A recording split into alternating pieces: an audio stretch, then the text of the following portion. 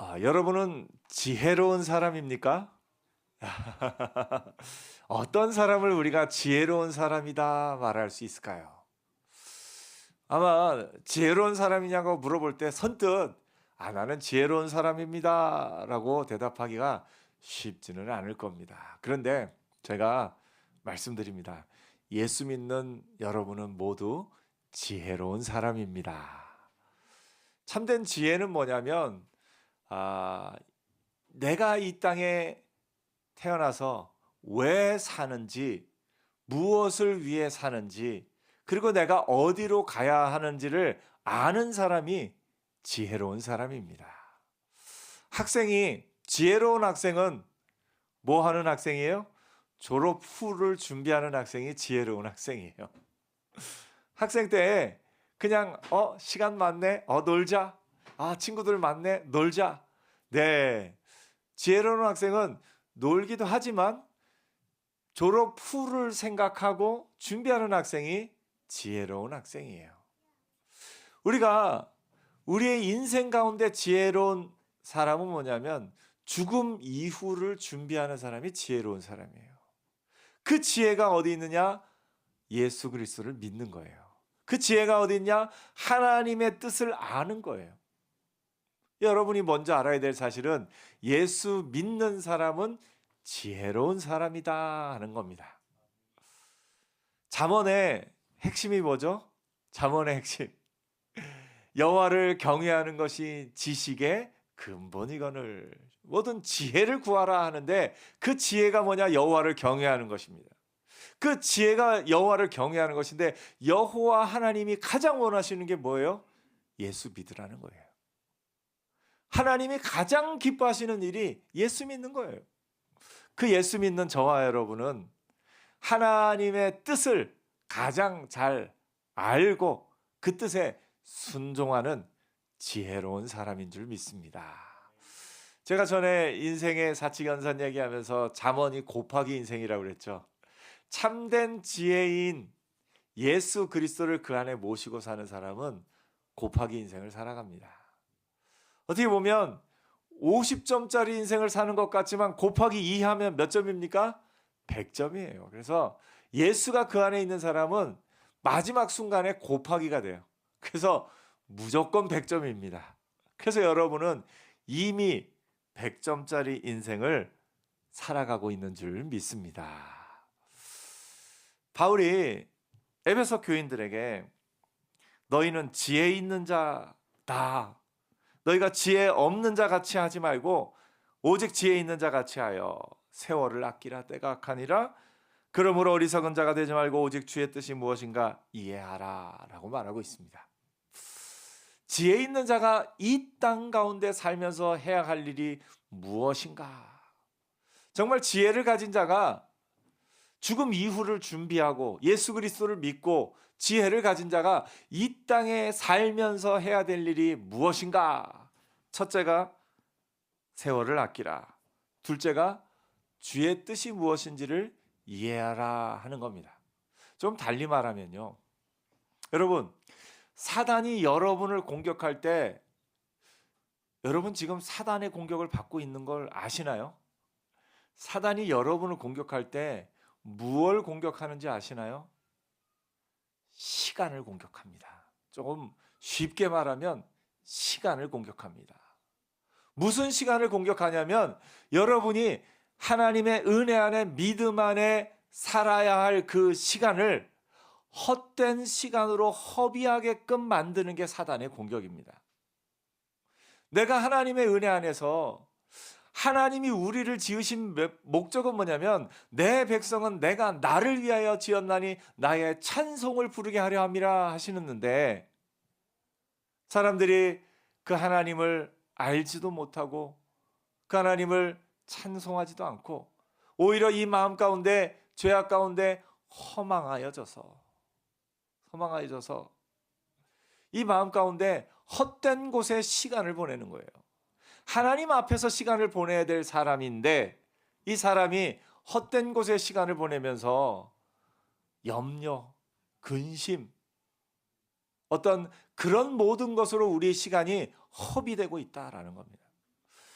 오늘 성경 말씀에 너희가 술 취함과 방탕함과 세상 염려 가운데 있는 거, 이게 하나님의 뜻이 아니다라는 말씀이 있어요. 근데 우리가 술 취하는 거, 방탕하는 거, 이거 보면은 이건 옳지 않다 얘기를 하는데, 세상의 염려가 그와 동급입니다. 술 취하는 것 옳지 않습니다. 방탕한 것 옳지 않습니다. 염려 가운데 사로잡혀 사는 거 옳지 않습니다. 동일하게 봐야 돼요. 사단은 우리의 시간을 뺏어서 우리의 시간을 우울함 가운데, 슬픔 가운데, 그런 어떤 이런저런 생각 가운데 우리의 마음을 혼란스럽게 해서 하나님 앞에 살아야 될 우리의 삶을 그런 것들에 매여 있게 만드는 것, 이게 사단이 우리를 공격하는 겁니다. 여러분이 지금 내 마음 가운데 이런저런 것으로 마음이 지금 혼란스럽고 있다면 지금 사단의 공격을 받고 있는 거예요. 물론 슬퍼할 수 있어요. 그러나 슬픔에 머물러 있는 거, 이거는 그 공격에 지는 겁니다. 우울할 때도 있어요, 사람이. 그런데 우울 가운데 주저앉아 있는 거, 이거는 해서는 안 될 일입니다. 우리가 눈에 보이는 거에는 굉장히 예민하죠. 조금만 손에 뭐 묻으면 빨리 씻고, 손 씻는 것이 습관화돼 있잖아요. 또 어디 지나가다가 신발에 이제 우리가 보통 이제 도시에 살면서는 아스팔트나 이런 어떤 보도, 이런 곳에서는 발에 흙이 묻을 일이 많지 않은데, 혹시 시골에 간다든가 어떤 지역 지나갈 때 신발에 더러운 거 묻으면 어떡합니까? 빨리 깨끗이 닦아내죠. 눈에 보이는 거는 그렇게 잘해요. 근데 우리의 마음이 세상을 살아가면서 이런 뉴스, 저런 소식, 이런저런 것들의 마음이 오염될 수 있어요. 근데 그거는 그냥 내버려 두는 그런 모습을 우리가 봅니다. 마음이 이런 균, 저런 균, 그런 게 우리의 마음 가운데 영향을 끼치고 있는데 거기에 그냥 내버려 두고 있는 거예요. 손을 씻듯이 마음도 때로는 씻어야 돼요. 우리가 손 씻는 거 습관화돼 있잖아요. 밖에 외출해서 들어왔는데 집에서 손을 안 씻고 그러면 엄마한테 혼나죠. 손 씻고 깨끗이 하는 거, 이게 이제 어떻게 보면 삶의 습관으로 자리 잡고 있지 않습니까? 우리의 마음도 때로는 그런 습관이 필요해요. 어떤 부정적인 어떤 소식, 어떤 나를 힘들게 하는 그런 소식을 듣고 나면 그 소식을 씻어낼 수 있어야 돼요. 그 씻어내는 게 뭐냐? 기도입니다. 염려의 반대가 기도죠. 빌립보서에 그렇게 말했지 않습니까? 아무것도 염려하지 말고 오직 모든 일에 기도와 간구로. 염려의 반대말이 뭐라고요? 염려 안 하는 게 아니라 기도하는 거예요, 기도. 그러니까 우리가 손 씻기를 습관화하는 것처럼 기도가 습관이 돼야 돼요. 그게 쉬지 않고 기도하는 비결입니다. 여러분, 기도하려고 앉아서 기도하는 거, 그것도 소중합니다. 근데 그거는 1시간, 2시간, 물론 성령의 은혜로 몇 시간씩 기도하는 분도 계시더라고요. 근데 저는 몇 시간씩은 잘, 죄송합니다만 몇 시간 앉아 기도는 못합니다. 근데 삶 속에서는 계속 기도해요. 안 좋은 걸 보면 하나님 이거 저에게서 씻어 주옵소서. 안 좋은 생각이 들면 주님 제가 이 생각을 능히 이기게 하옵소서.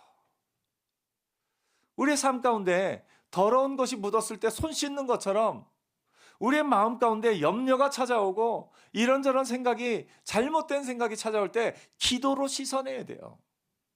그러면 기도로 우리의 영을 씻는 거, 이게 우리가 습관화가 좀 되어야 할 줄 압니다.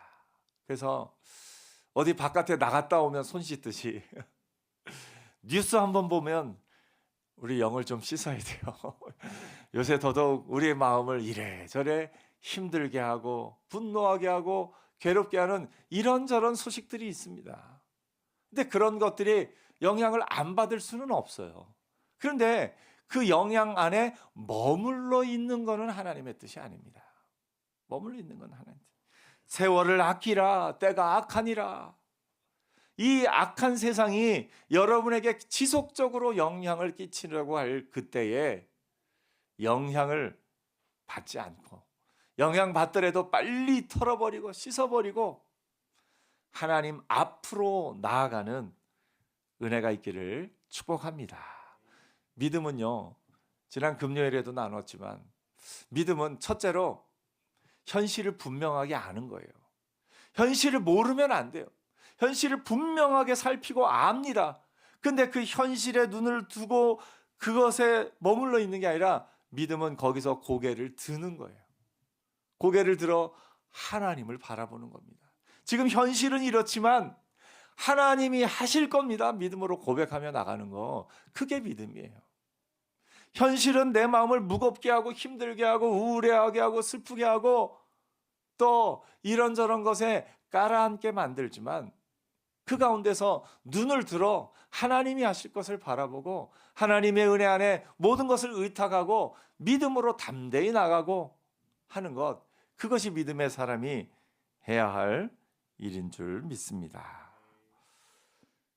세월을 아끼는 것, 여러분에게 주어진 시간, 그것을 선하게 사용하는 것이 하나님의 뜻입니다. 하나님은 여러분이 싸우는 시간이 많기를 원할까요? 아니면 사랑하는 시간이 많기를 원하실까요? 사랑하는 시간이 많기를 원하시죠. 하나님은 여러분이 분노하고 있는 걸 원할까요? 기뻐하고 있는 걸 원할까요? 기뻐하며 살기를 원하셔요. 그런데 세상에 이런저런 것들이 우리의 마음을 힘들게 할 때 거기에 붙잡히지 않는 것, 이게 능력입니다.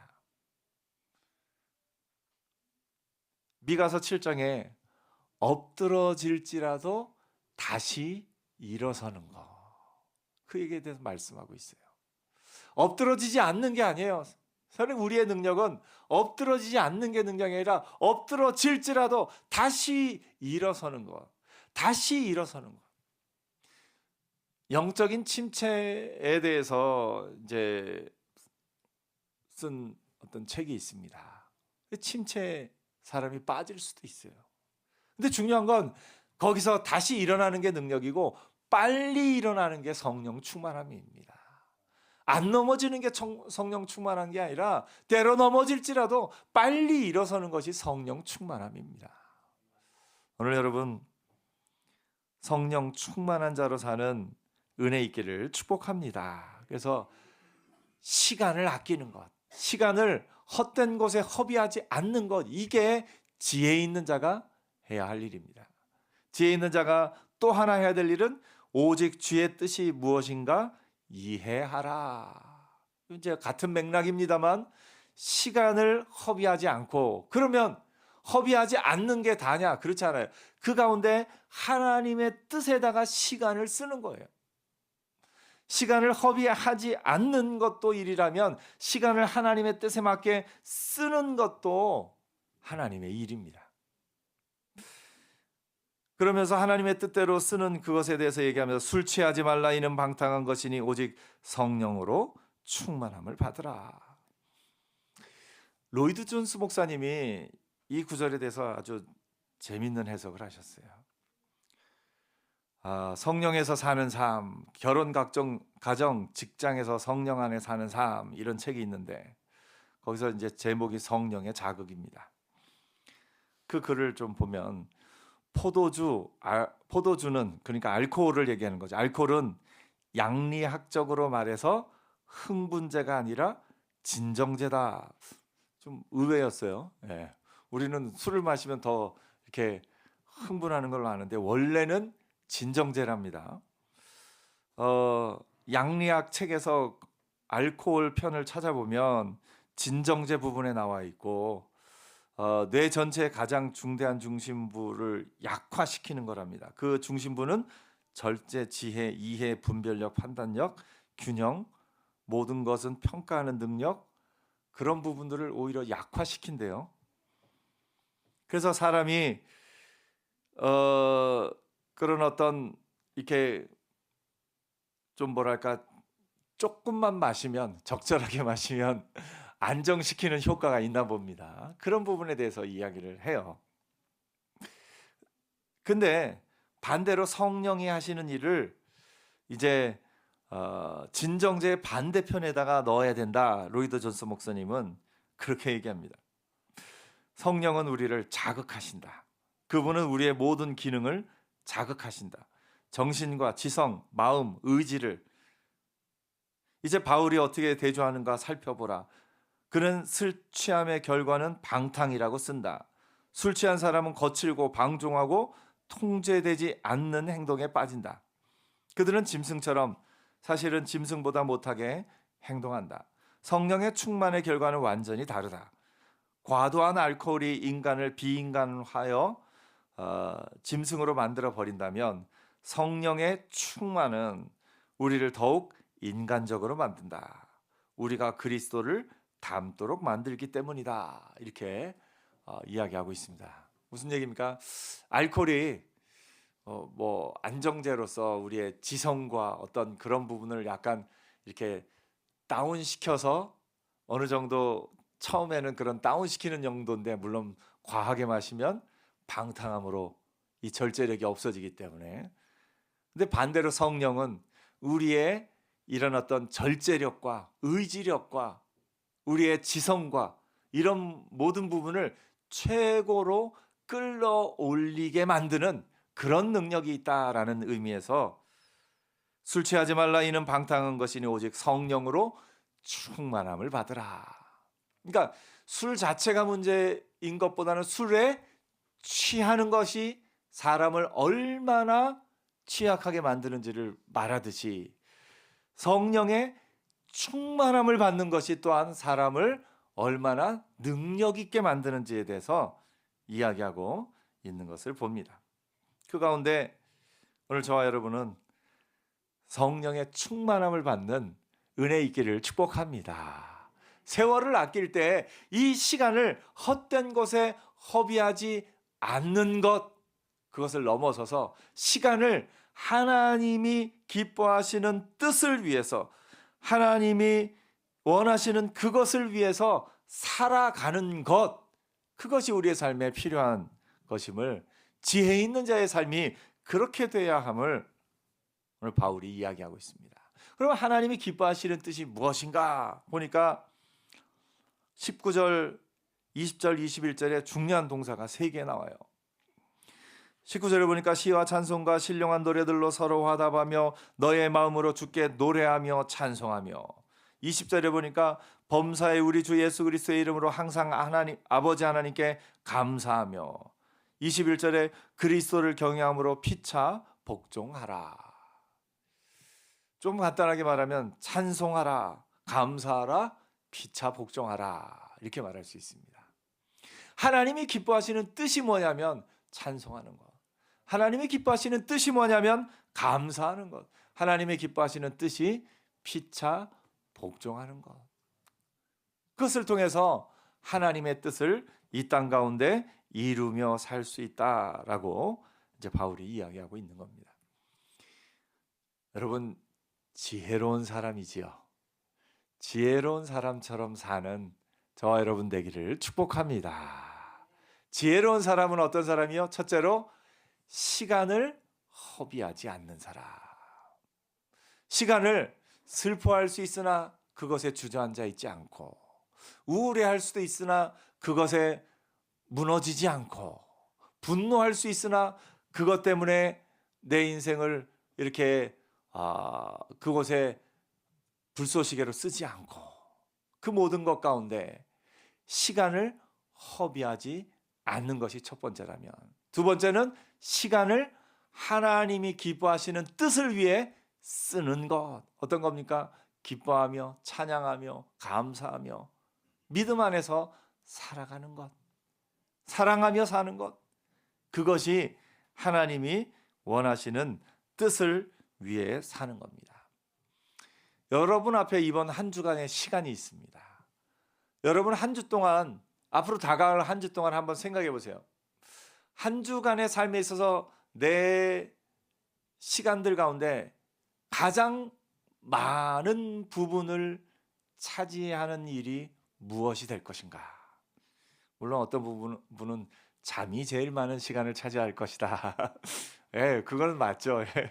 자야 되니까, 자야 되니까.